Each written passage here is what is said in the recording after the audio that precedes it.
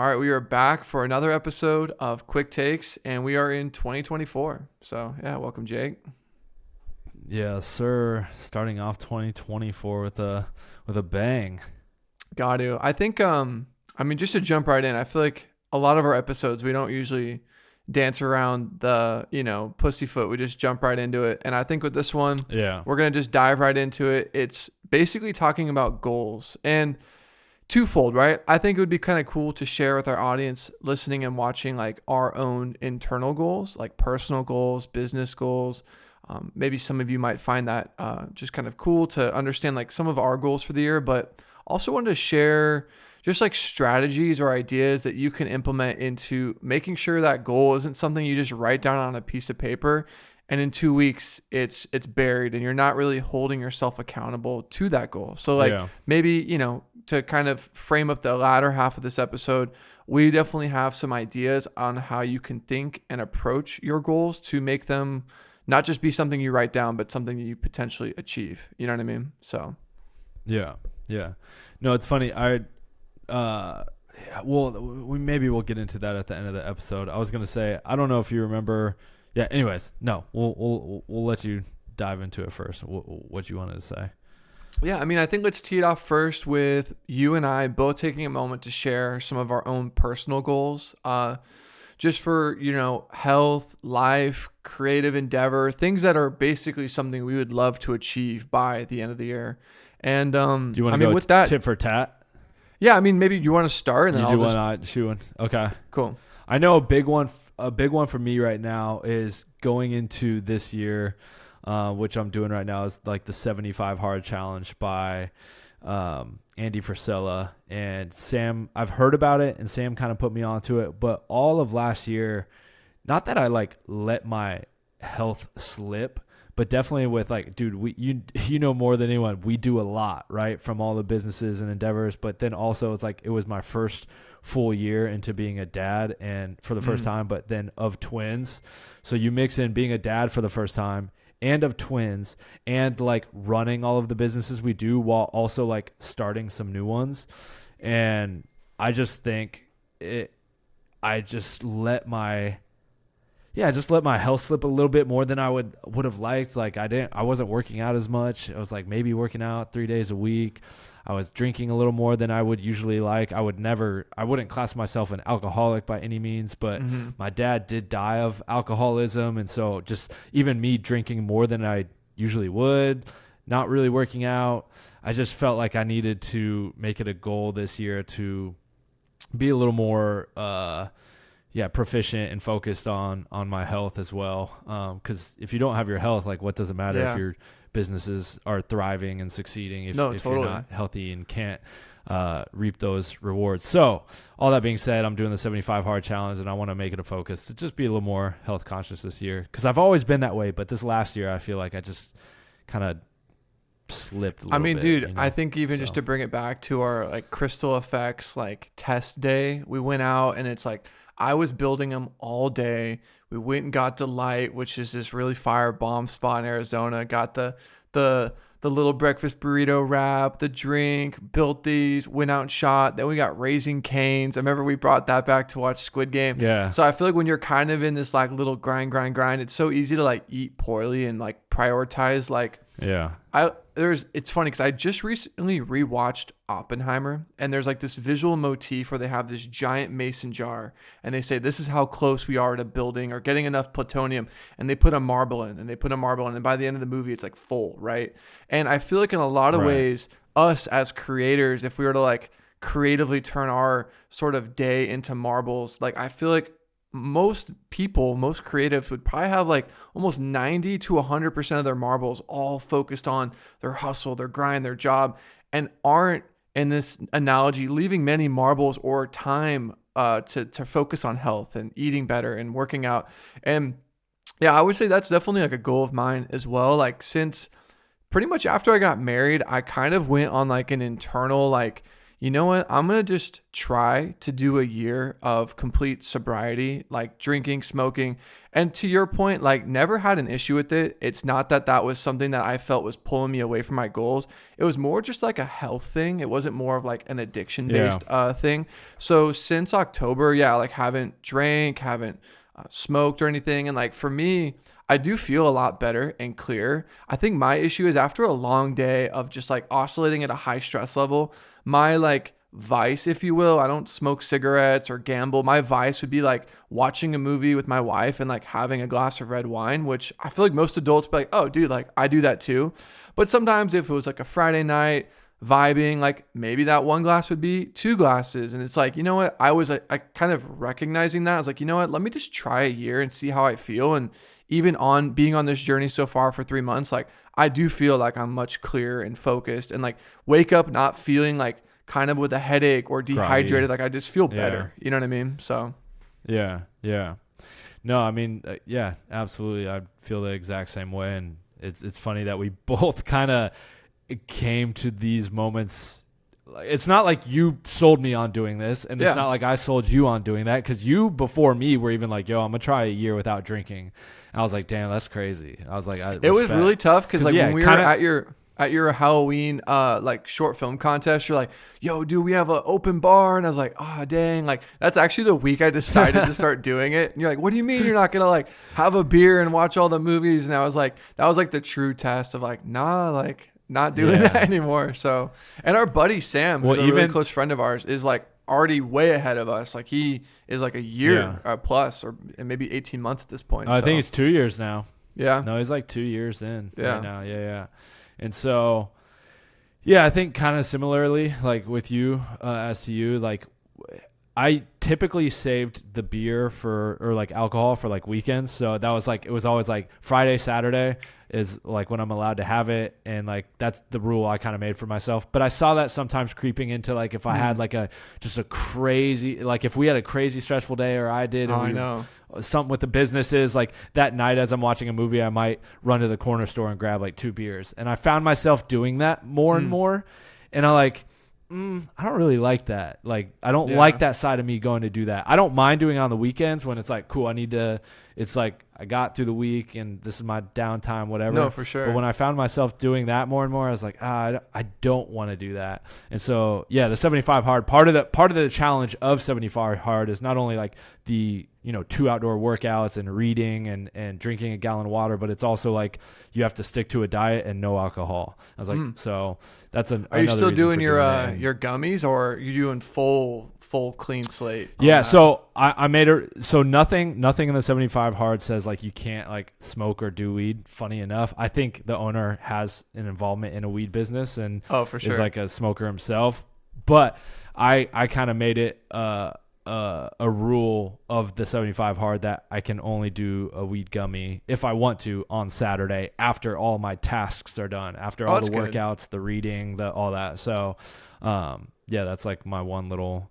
I think it's important to like give yourselves like, or give any, if you're in any creative endeavor, to give yourself something to look forward to. Otherwise, it can feel kind of like a rat race where you're just like, what am I doing? 100%. Like, you know what I mean? So yeah, and I don't want any of this to come off like for if someone else's drinks or smokes that like that's a bad thing, right? I think everything in moderation is okay, and I'll be the first to admit after this 75 hard challenge is done, I'll probably go back to having a beer on the weekend or whatever. But the whole idea of the challenge is like to challenge yourself and set forth a goal and try to complete and accomplish that.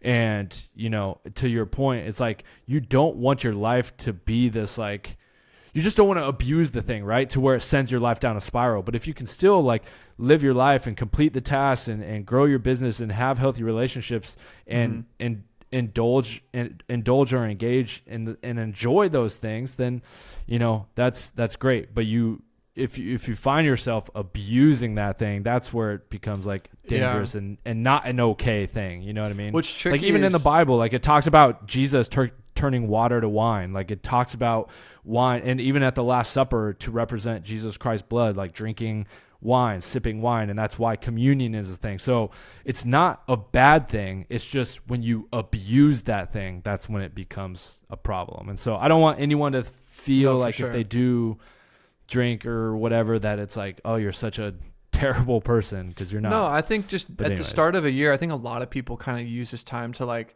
look at good and bad habits and sort of like try to cut the bad or try to work towards setting up a good habit. And yeah, I think that kind of ties into like a goal I'm kind of actively working towards.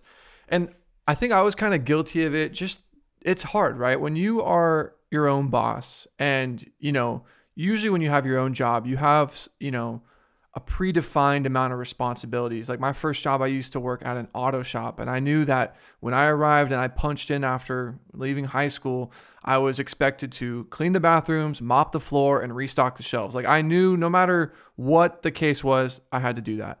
As an owner, it's a little harder to compartmentalize your responsibilities when every day is a new battle. And especially when you work from home, it's very easy to like immediately wake up and jump into the task you were working on the day prior. And I think the byproduct of that is I kind of found that I would say the caveat is I was pretty good at making sure to manage like my Slack communication with our agency, because I feel like that's very paramount. But I found that like sometimes there'd be like days that go by where I just didn't get a chance to jump into my email, and you even would be like, yo, bro, I emailed that to you. I was like, oh yeah, shoot, let me go check. Yeah. And I felt like I was in Florida for 2 weeks for Christmas, and I just kind of really bunkered down and like try to just kind of pre-January instill some practices that I'm still actively carrying out now. And one of them is like waking up and spending the first 30 to 40 minutes of my day.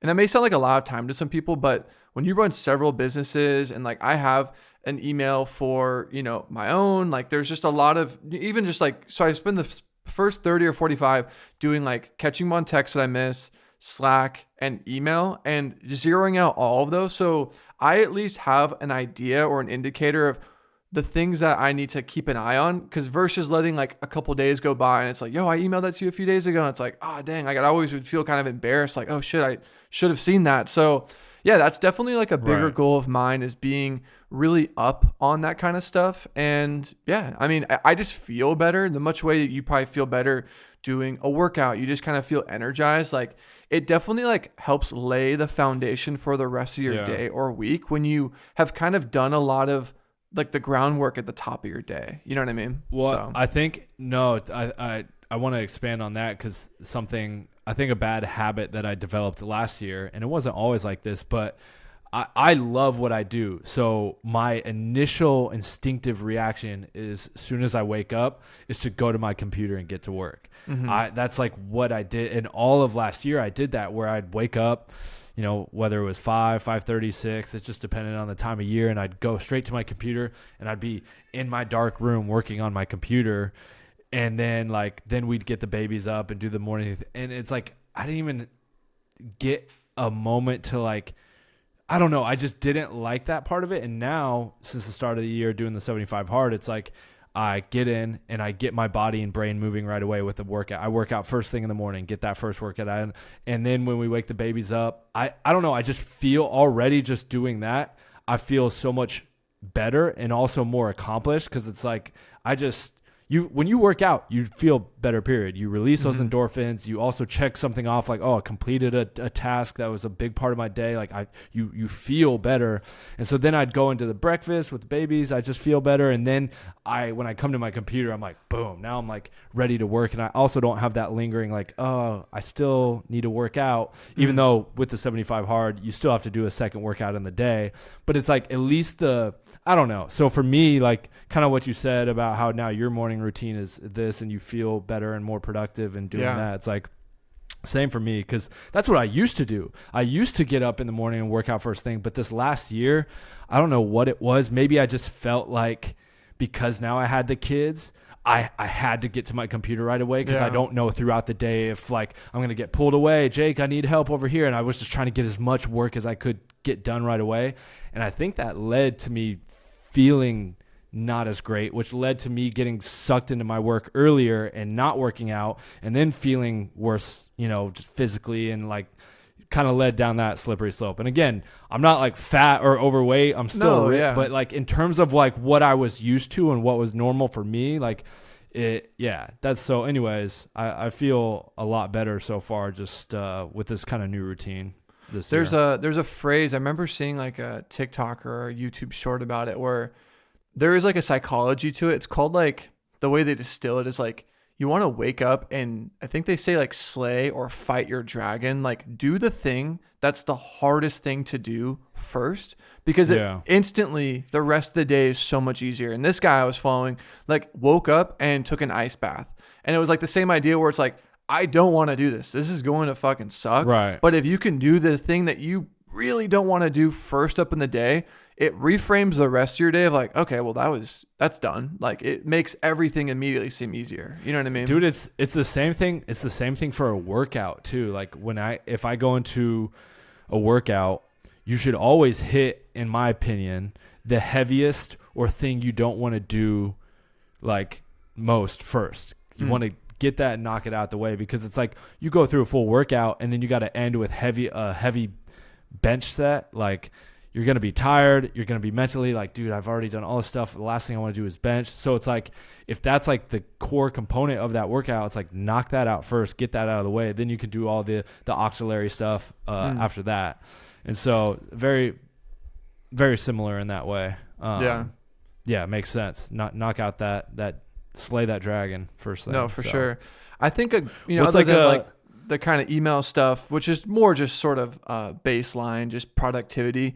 I think, I don't know, man, I've kind of struggled with this for like thinking about, and I think we've talked about the value of it. I've always wanted to, in some capacity, create like some sort of YouTube channel. I feel like that's probably the form of social media I consume the most. Like, I love kind of falling asleep watching shorts or waking up and seeing if my favorite creators have a little blue dot next to their name to see if they've like dropped a video. Like, I'm on that app more than any other. And I feel like I like the community of that app. And it's like, I think I've always been kind of torn, because it's like, I do so many different things where I feel like a lot of people who have a channel that does really well is they're really niched down to one thing. Like, they are either a tech reviewer like Marquez, or they're either like a computer nerd like Linus, or there's all these kind of niche channels. And I look at my life and skill sets from like a top down, where I've opened film locations and businesses. I was into cinematography. I've operated. I like film photography.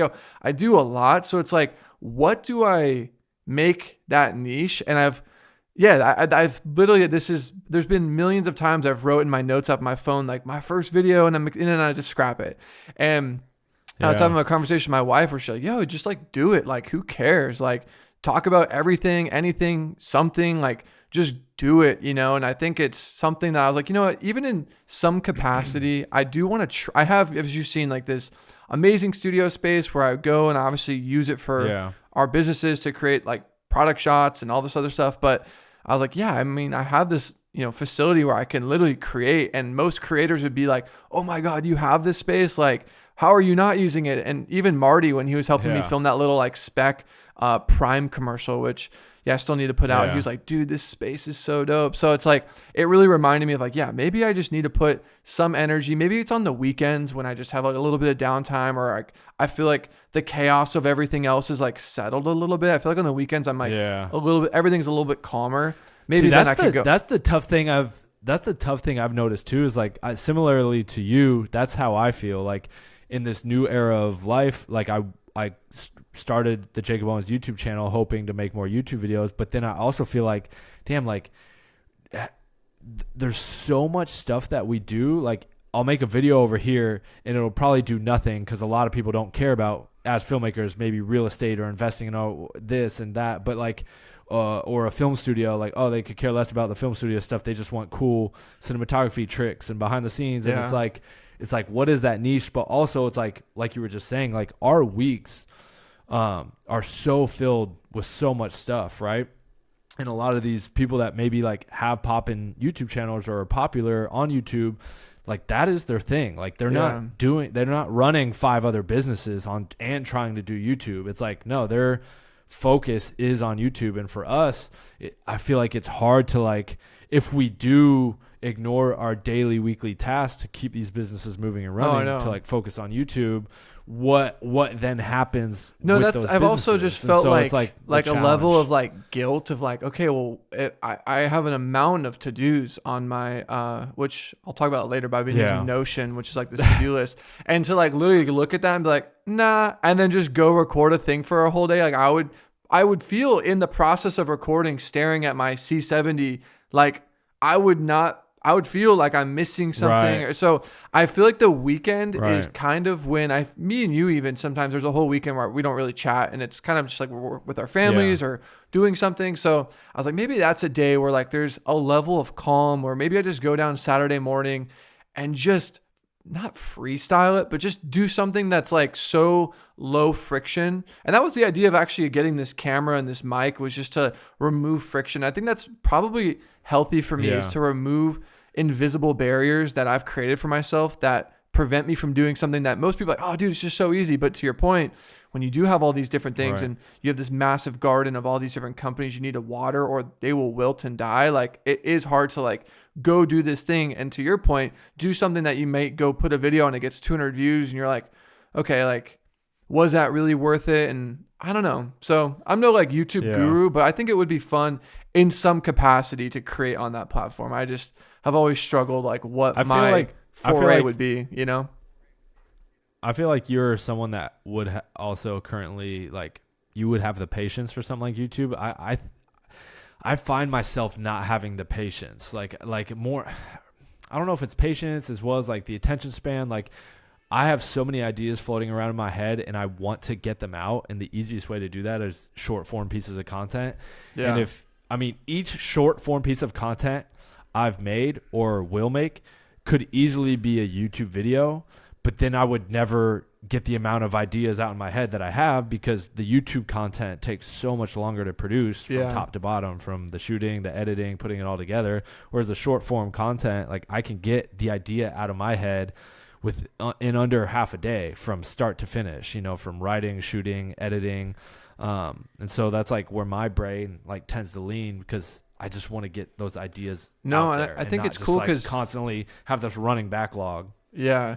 No, I think short form has allowed you to create in like a new way, which I think everyone as a creator is like, at least has experimented with. I mean, you'd be kind of this may sound aggressive, an idiot in 2024 to like not at least dabble or try your hand at some form of short form content. If you're a creator, it's so funny. There's so many like cinematographers and people who I still follow, you know, I'm friends with them and like their work, where years ago, their feed used to be super curated, like these really elusive stills from projects. You're like, oh, wow, like those are amazing.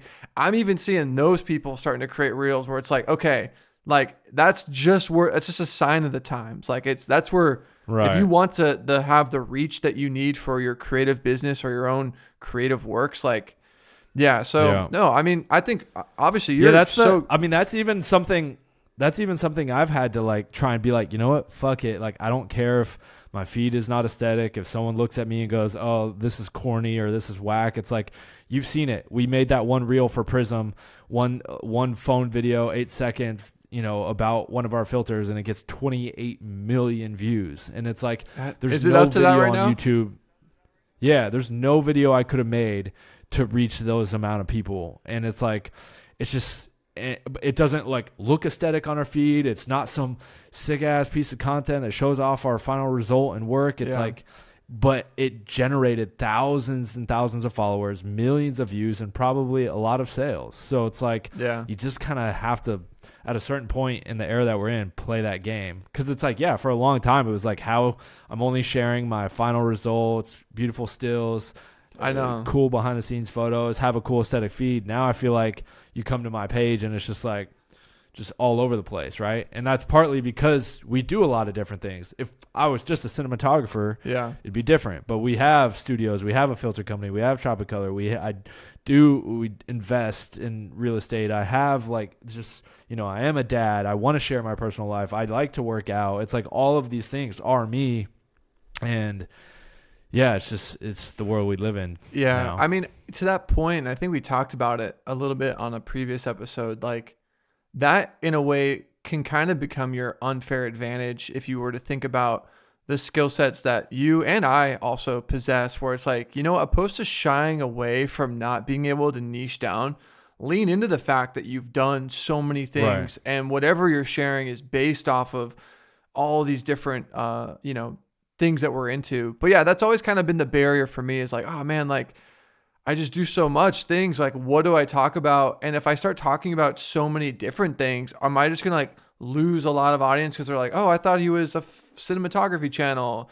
Oh, okay. Never mind. Yeah. So you'll probably see some sense. version of a potential channel from Tom this year, but it's still in the early like notes app phase right now, where I'm just like, sometimes I'm just walking around the neighborhood, I'll jot down a little idea or something. So who knows? Cause I feel like we've talked about like the value of a YouTube channel, cause you see these channels, right? And even in 2024 metrics, like I feel like video views used to be so much higher. I think there's just so many people that are off platform now, but even like some of your favorite creators that maybe get even like 30 to 75K views, like the conversion alone from like a business aspect of you having all your links inside or underneath the video, like that is a huge, like, not only are you building a community that's very loyal and likes your brand and aesthetic, but I mean, you also are able to like promo like your businesses and stuff. And in a funny way, we kind of did it the other way. A lot of people build this massive thing, which you did with your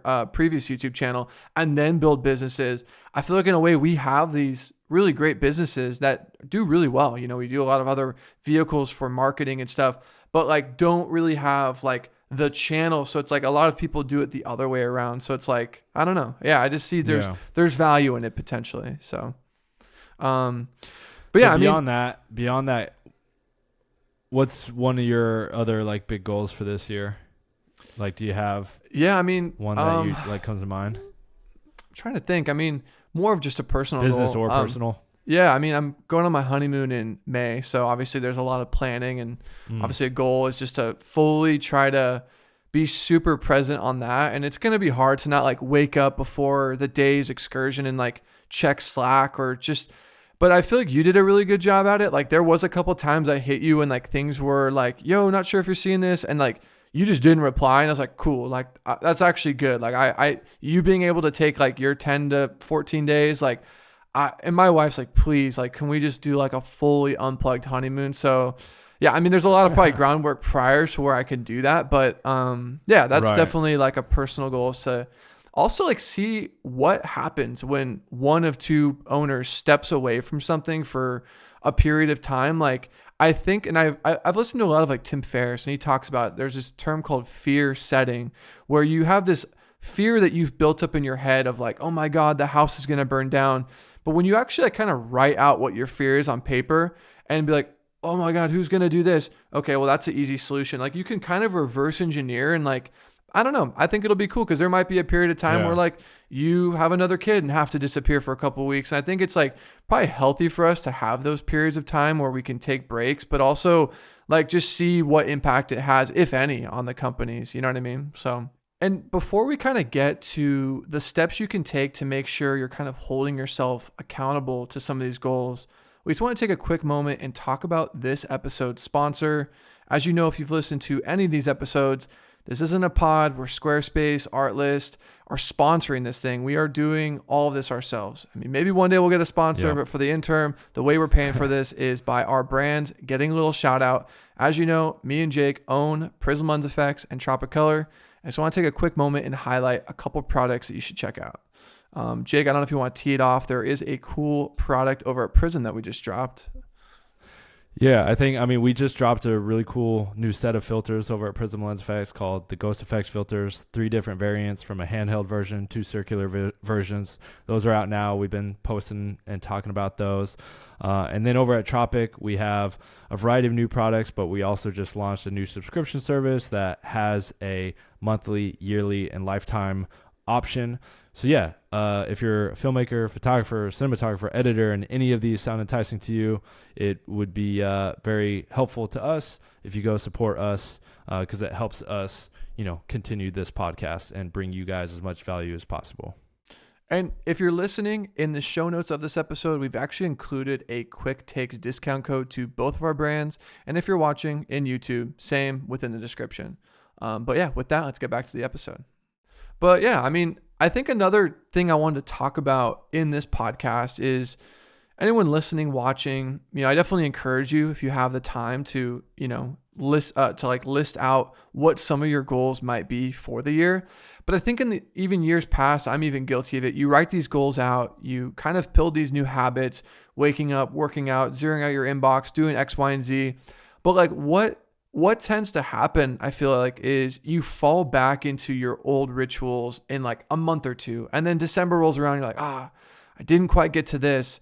And I didn't quite get to this goal. Yeah. And then it's like, and then years go by and you're like, oh my God, like I have not done this thing I've been wanting to do for so long. So I wanted to use like the latter half of this episode to discuss tactics that we use personally, either in our own personal or business life, to hold ourselves accountable to goals. And I don't know if you want to like take it away, if you have anything that you do, if it's writing it down analog or using an app to track to-dos or just having self-accountability. Like, yeah, I mean, I'd love to kind of open it up for that, Yeah, this year I actually is like one of the first years and maybe I still should, but I didn't make a list of like what my goals, like what I wanted my goals to be. In the past, like Chanel's family has always, like on New Year's Eve when we gathered together, like you take a big sheet of paper and you write out like your five to 10 most important goals, and then you hang it up somewhere and like you just, work towards that.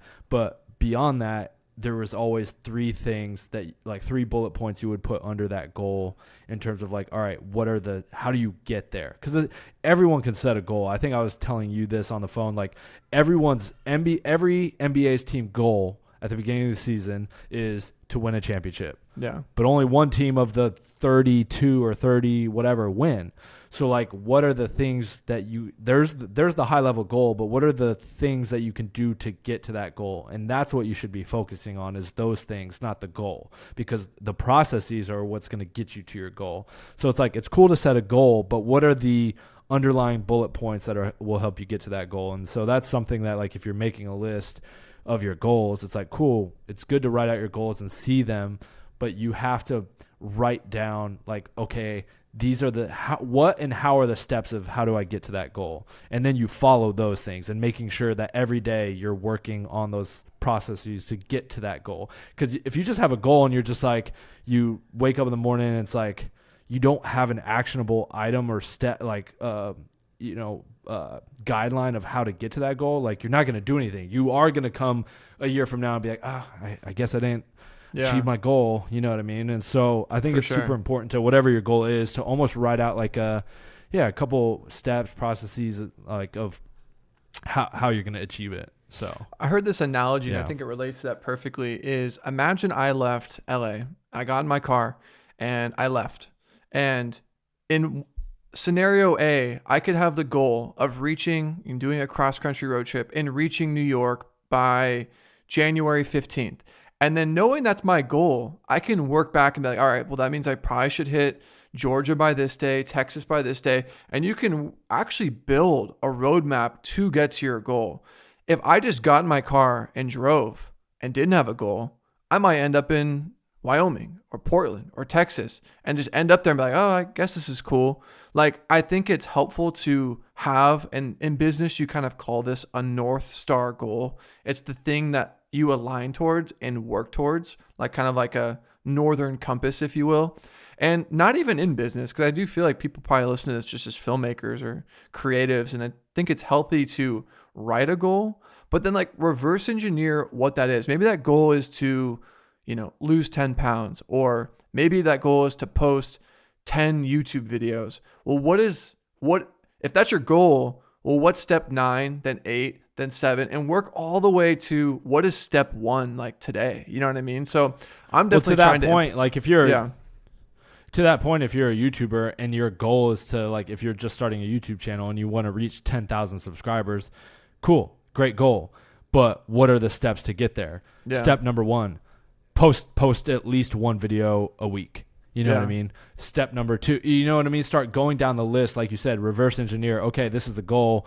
What would be the things that get me there? It's like, yeah, step number 1, I have to release a video a week. Cool. Now you have something that you like have to aim and shoot for. Because if you're just aiming and shooting for 10,000 subscribers without any sort of steps, it's like, well, what do? You wake up every day like, what do I do today? So yeah, making a plan, reverse engineer, and make a plan of how do you get to your goal. I think that's like how you achieve any goal. You know what I mean?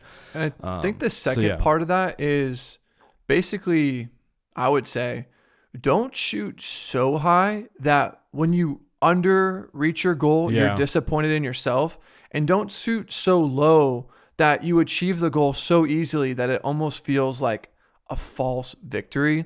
Like, what if your goal was, I want to make $1 million this year? Sure, you could reverse engineer how to do all that, you know, but if you know internally, like, okay, that's probably a little too lofty, like scale it back to where it's still aggressive, but not like so aggressive that you just, when it reaches December and you only made X, like, and it's far below that goal and you're like, I didn't do it.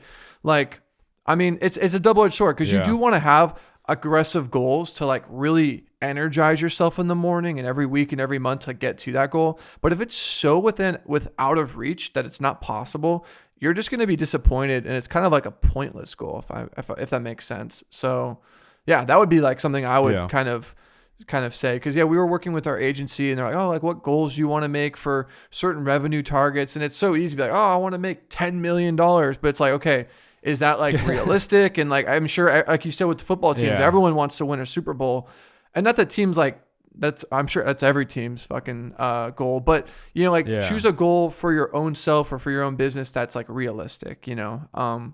So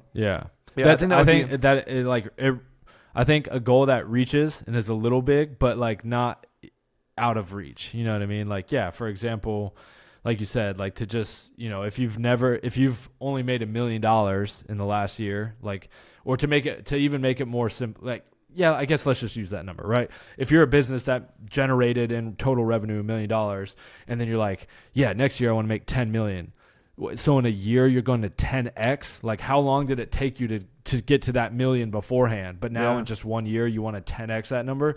It's not realistic. And so it's having big goals and ambitions, but also make them reachable and attainable, so that it's like you said, at the end of the year, you're not just like, oh, I'm a failure, or it's too easy where it wasn't even a challenge. Because you should, every goal should challenge yourself. Like, it should be a challenge. It shouldn't be just a walk in the park with whatever goal you're setting, you know? Yeah, you're just kind of cheating yourself. Overweight. At that point. Yeah. Yeah, if you're overweight and you're like, oh, I want to lose 10 pounds. It's like, you know what I mean? Like 10 pounds in the grand scheme of things is not a lot of weight. And so it's like, that could be a victory, but at the same time, it's like, is it really though? You know, I guess it depends how overweight you are, but no, I get what you're saying. Yeah, it's like that story. I'm trying to think, what's like the lot? Oh, go ahead. Oh, it's just a simple little anecdote. It was like, I remember like when Jim Carrey first started out as an actor, he like wrote, I think it was Jim Carrey. It's like one of those comedian actors. $1 million check, $10 million check. It was like kind of like a pretty egregious number of like, you know, maybe to our point, it's kind of the alternative where it was like, he made something so insane. He's like, basically, wrote himself a $1 million or $10 million check with the idea that maybe he could work so hard as an actor to get to a point where he could pay that off. And I mean, as we know, like he did, you know what I mean? So I think in a way I think it's good to write them down, because like that check, he was able to look back or look forward in 5 years and be able to look back at that moment of where he was in that moment when he wrote that. And I think if you can write something down in your notes app, go into Gmail, compose an email and fire, you know, you can like send it to like send to yourself in like December 15th of 2023 or whatever, 2024. Like, ideally look back at these goals at the end of the year. Because obviously if you write them down and never look at them or never see if you got close, or it's just like, then you're almost just wasting your time. You know what I mean? So I think what's tough for me is my goals seem to always be ever changing. Like I'll 1 minute have a goal of like, oh, I want to do this. but then I come across this other idea or opportunity and I'm like, no, actually I want to do that. Like, I just feel like I always have these ideas that I'm wrestling with where it's just like, that's my goal. And all of a sudden something pops into the picture where I'm like, oh, actually, no, like that's my goal. Like, I want to focus on that. And that's what's tough for me is, I get excited by certain opportunities that cross my path or that then maybe set that one goal back. For example, I just bought an investment property on, over here in Tempe. That's an Airbnb. By no means was it a goal of mine last year or at the beginning of this year to buy an investment property that was strictly an Airbnb. And, but all of a sudden that came across my plate and I was just like, oh, this it definitely serves a purpose in terms of my bigger overall life goal. My bigger overall life goal is to have as much financially, like be as financially free and as possible to where I can like really like as my kids get older, spend time with them and not have to worry about, oh, daddy's got to go make this money.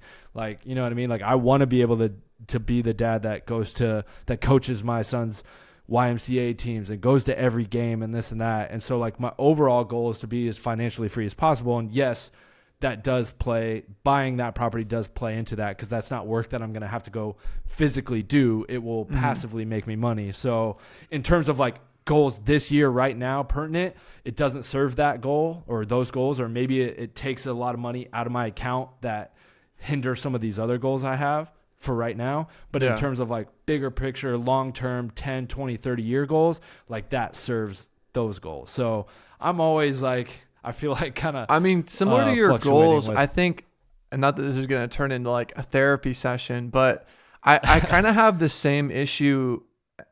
I've had to like kind of reframe it as not an issue. I think it's, if anything, I think it's led me to where I am now, which I'm very happy, but I have a tendency, and maybe a lot of people listening can relate, where when I get into something, I am like all in. And my wife will tell you, I bunker down, I get the course, I learn about it, I learn every nuance there is to it.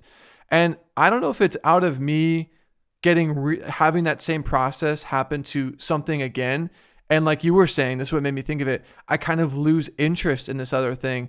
Or maybe I just like to learn new things constantly. But the byproduct is I will like go all in on something, learn everything there is to it, and either get bored or get newly interested into this other thing. And it's like kind of led me down these alleyways where it's kind of easy to say that those were failures, right? You go down this alleyway and it's a dead end, and it's very easy to be like, oh, damn, like I sunk all this time and money and energy into going down this alleyway and having it be a dead end, right? And some people are like, oh yeah, that was a failure. And I've been reading this book, and it's kind of helped me understand that even if you go down that alleyway and maybe that alleyway is a complete dead end and you have to go back and go the other way, even if there's just a couple things in that neighborhood, if we're using this analogy, that you can bring with you to the next alleyway, and eventually one of those is going to be a full long road. Like it's going to be a road that goes for the rest of your life. Right. So yeah, I think for me, I've kind of, as you know, like got really into Steadicam, and then with the back injury and focusing more kind of on the companies, don't do that anymore. And some people are like, oh man, like you just kind of gave that up. It didn't work. And it's like, no, like I actually enjoyed what I was doing there. And if anything, I was able to like use that to create some of the coolest content days we've ever done for our brands. Like I kind of always try to look at silver linings, but to your point of like a new goal kind of supersedes all the old ones. I kind of have that sometimes happen with like my interests, if that makes sense. So I don't know if you can relate to that in some capacity. You know what I mean?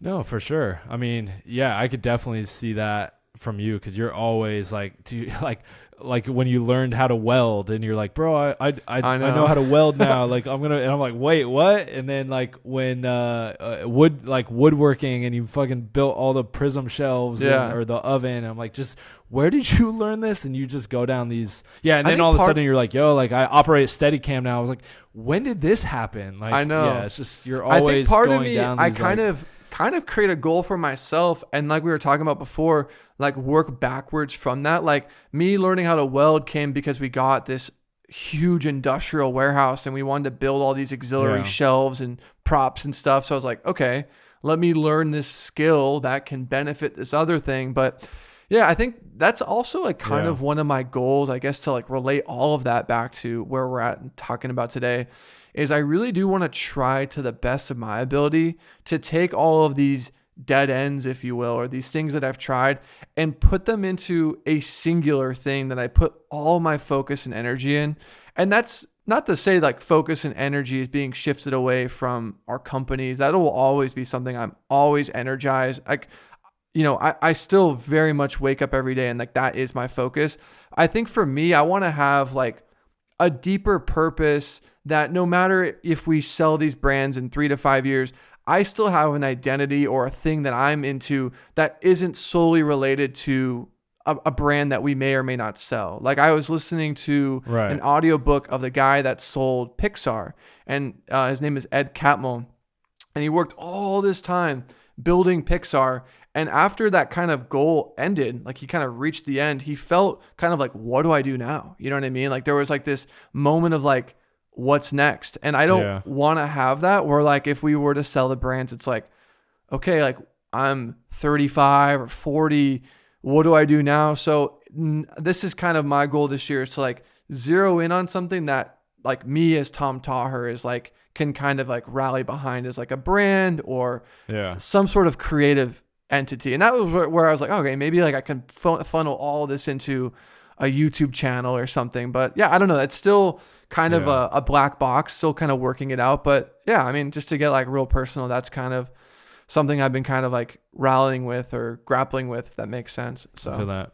Yeah. Yeah. I mean, to kind of wrap this up here. Yeah. I have like, I don't want to touch on it too much because I don't want anyone going out there trying to like steal my idea, but I have like me and Chanel have like a bigger picture goal that kind of like takes everything we've done and learned from, you know, studios, to, just like, yeah, I'm not even going to touch on it. I'll tell you after, but like that would be like a bigger career North Star goal outside of like Prism and Tropic, like down the road. It's like, if we sell those, if they stop it, well, for whatever reason, like this would be something that we can like, do big picture that I think would be fun and interest me, because it kind of ties a little bit of everything together.